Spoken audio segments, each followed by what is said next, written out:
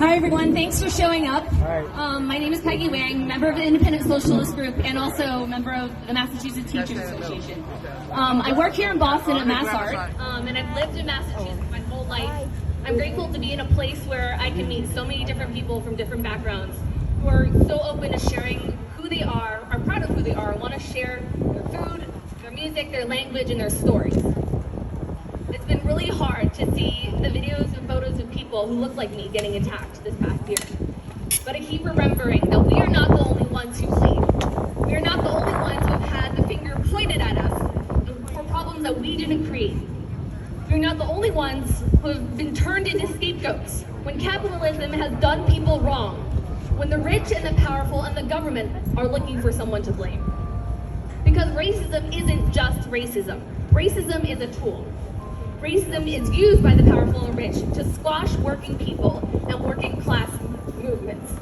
I repeat, racism is a tool used by the rich and the powerful, by capitalism, to squash us working people and our movements. Yeah! Right. Malcolm X said it.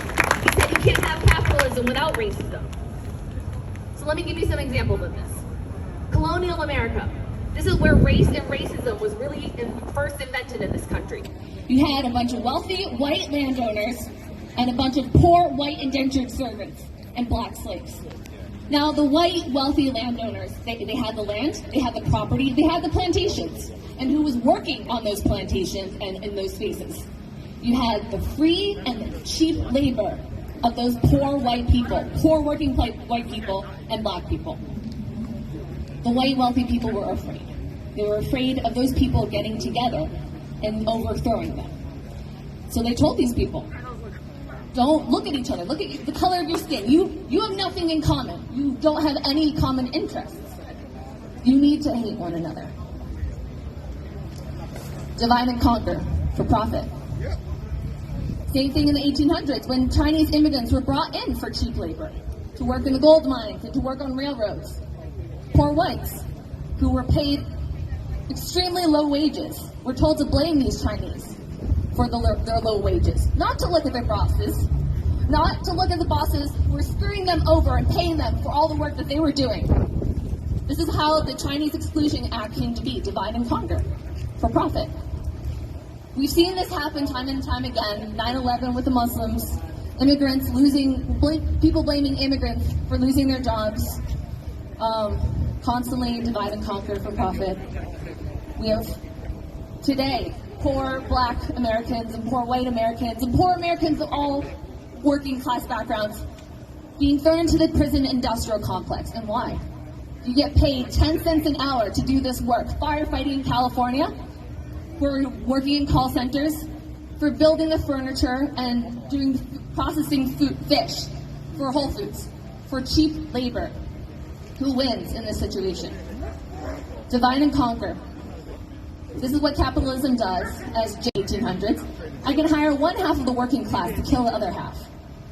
Working people are being pitted to fight against one another and told not to look up at our true oppressors, the capitalist class, the capitalist system, the real cause for the COVID crisis that we're facing today. Capitalism is a reason why we're losing jobs. It's the reason why we've had to face pay cuts. No PPE, no hazard pay, no child care. For what? Poverty wages?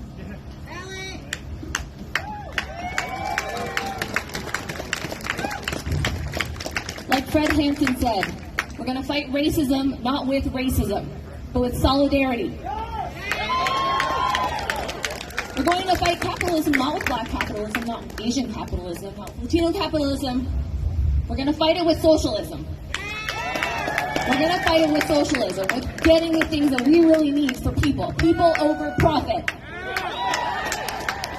So solidarity. Thank you. I'm Peggy. I'm a member of the Independent Socialist Group. Please find us online. Come talk to me. We're working to protect, the Siemens and nurses are striking right now in Worcester because the company there, the healthcare company, that's a for-profit healthcare company, got $1 billion from the CARES Act. What do they do with that money? They line their pockets. It's not going to take care of patients. It's not going to hire more nurses to take care and protect people. We're working to fight and protect protesters who are just like us all here today. Who are just, so if you like what is happening here, if you believe in our right to come together, to rally, to protest, come talk to us and build this movement. Thank you, Solidarity.